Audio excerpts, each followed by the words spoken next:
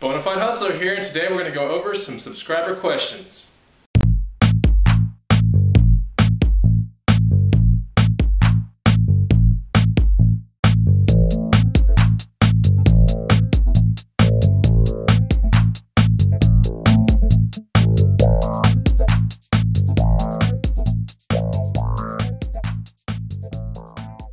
Hey, what's going on, guys? This is Chris, the Bonafide Hustler, coming to you live from my garage. It's hot outside, and it's probably going to be really hot in this garage, but this is a short video.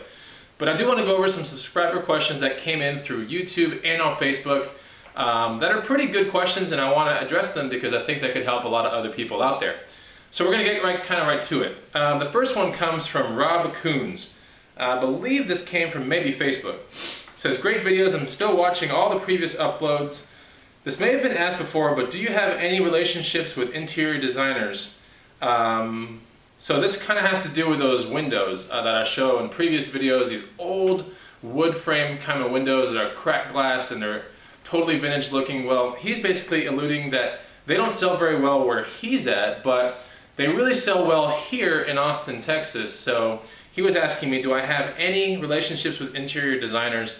And the answer is no, but I have found stuff for some people in the past, just random things, and usually when I find things for people it's like bikes.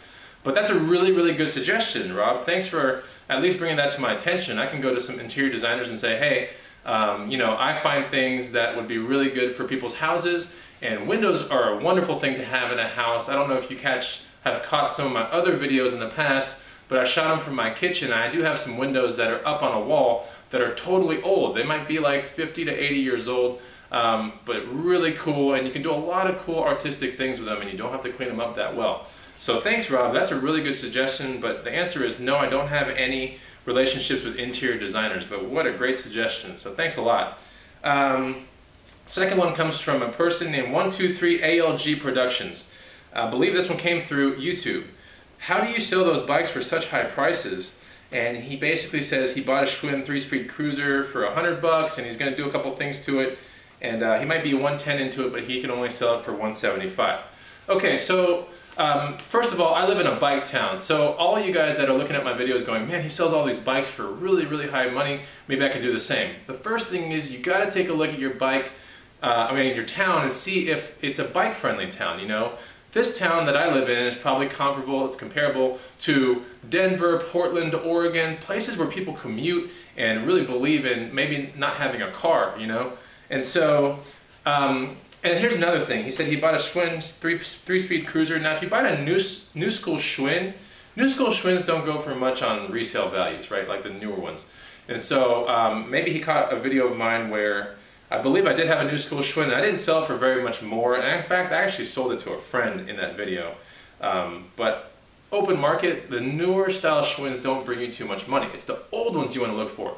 The old Continentals, the old Suburbans, all those things. You want to look for the old Schwinn type cruisers. Those are the ones you want to look for with the really crazy looking shifters and the 3-speed things on the handlebars, and sometimes they have the shifters on the top tube. So really cool finds. So yeah, but honestly, Schwinn's kind of like the thing that a lot of people look for. But if you want to get into like really high priced bicycles, start looking for the more rare like Peugeots or the Nishikis or the, you know, Austro Daimlers or things like that. Now those go for some really high money. Doesn't matter what condition you find them in. If you find some rare ones, those are the ones to look for. So I buy Schwinns, but they're just not my like top pick. Anyway.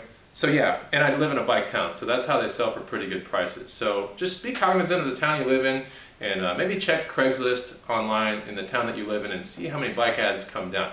If you look at Austin on Craigslist, there are like hundreds a day on bike ads, and it's just amazing. So you know that this is a bike town. But thanks for the question. I hope I answered it for you. Yeah, thanks for commenting. Okay, so here's the next one. It comes from Thrift Quest. This one definitely came from YouTube. Nice finds, Chris. Can you give us some negotiation lines you normally use that has a high percentage of success? Okay, so I'm going to make an actual video that has to do with negotiation, just total. But I'll give you some of the lines or some of the tips that I use when I actually go out there in estate sales or garage sales, and you know, just various places. So first of all, I'm real I'm very aware of the kind of money that I bring to the table. And so when I see something that I like, I look at it and I go, you know what, the only way I'm going to make money on that thing right there is if I get it at an absurdly low price.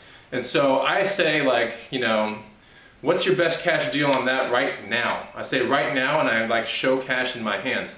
Now when you show cash in your hands and the people see it, they go, you know what, depending on what kind of financial situation they're in, they might really want that cash and bend. Now if you just say, like, you know, what's your best deal, and you don't show any cash, then they might say some absurdly high price. It's a lot better to show cash, and it's a lot better to pick up the item, right, and look at it and go, what's your best cash deal? And they say something, and even if it's something that you like or it's a good deal, still put the item down, right? Because that whole visual thing of seeing their item go down, they go, man, he doesn't want it. They might say this, and this happens half of the time, even if it comes down to the price that I want it to, they'll say, well, what do you want to pay for it? And I'll always say something lower. So those are some entry-level negotiation things that you can do. And also watch the American Pickers, because Frank on the American Pickers is a huge guy with bundling. Now, bundling is not really a negotiation tactic per se, but it is a way of getting a better deal and putting a lot of things together, because you get a lot more money off that way.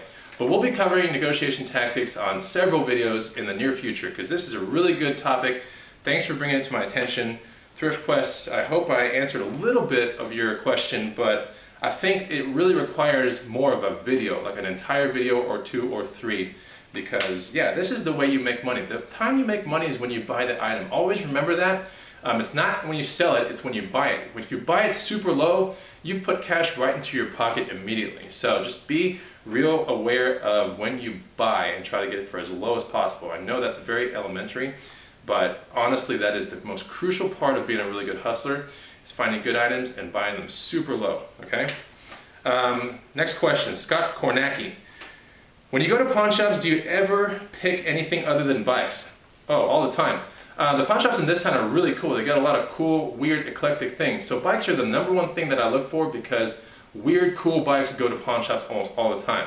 Second thing I look for at pawn shops are like motorcycle jackets. I look for guitars, motorcycle helmets. I look for rare video games, or video games that just came out that got turned into a pawn shop. I look for, just a lot of random stuff, things that are in demand. iPhones, I can't really like hone in on a particular thing, but bikes are the #1 thing I look for. They really are. But if I just have a real lazy type day, then I'll actually go into a pawn shop and look at the bikes, and then I'll actually, you know, look at more stuff. But if I'm into like a super hustle day, then I'll just look only at the bikes. That's just what I'm really good at. But I do buy things other than bikes at pawn shops. In fact, a lot of remote control cars that I've bought in town have been from pawn shops. So yeah, pawn shops are great in this town. So, okay, last question from Will Sun. How much does it cost to ship a bike, and how do you do it? Okay, so when I ship a bike, first of all, I'm only shipping a bike that's pretty rare, or a bike that I deem should be exposed to a majority of the nation, right? So if I sell a bike locally, it only gets seen by, you know, the thousands of people here in this town that look at Craigslist bike section on a regular basis. Now, if I have something really rare and something cool that I believe needs to be shown to millions of people, then I pick eBay. Now, if you pick eBay, you're going to have to ship the bike, right? You can do local pickup, but that doesn't do any better than just doing Craigslist. So you want to put rare and hard to find bikes on eBay. You want to. And when you ship them, you always want to go to a local bike shop. Don't ever try to take it unto your own abilities to pack a bike up and all that stuff. It's freaking hard, right? It's not really complicated, it's time consuming, and the rate of things being messed up along the way, doesn't matter what carrier you use, is very high. So a bike shop knows exactly where to put the padding, exactly where to put zip ties, and exactly how to make sure that that bike doesn't rustle around in that box. And they have specific type boxes for those bikes. Doesn't matter if it's a 20-inch BMX, a 24-inch cruiser, or a 26-inch mountain bike, a road bike, or a 29er. Now, the prices. How do I do it?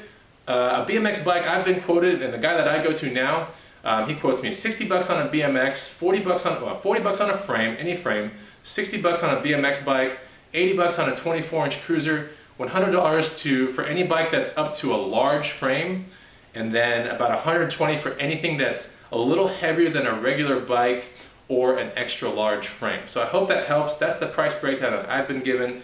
Although a lot of stores in town will just do one single pricing. They'll go 130 bucks or something like that. Doesn't matter what size of bike, shipped anywhere in the US. And that's kind of high price. But then again, if you have something rare, you put it on eBay, you disclose $129.99 for shipping. If someone wants that bike, they will not care about that shipping cost, believe me. So I hope that helps, and that's how I ship a bike. I never do it myself. The first one that I shipped on my own went to San Francisco, and the seat tube was damaged and everything upon receipt. It was a damn nightmare, right? I refunded half of the payment back to the dude, and he got to keep the entire bike. I don't know if he fixed it or not, but it was a really, really rare 1994 Manitou FS, super rare bike. Anyway, so I got kind of screwed out of that deal. If you do like my videos, like, comment, subscribe. Subscriber questions are really cool. They're really great. I hope this helps a lot of people out there. And don't forget to like, comment, subscribe on this channel, and find me on Facebook, The Bonafide Hustler, and some more cool videos to come, okay? Talk to you guys soon. Thanks for all the support. See ya.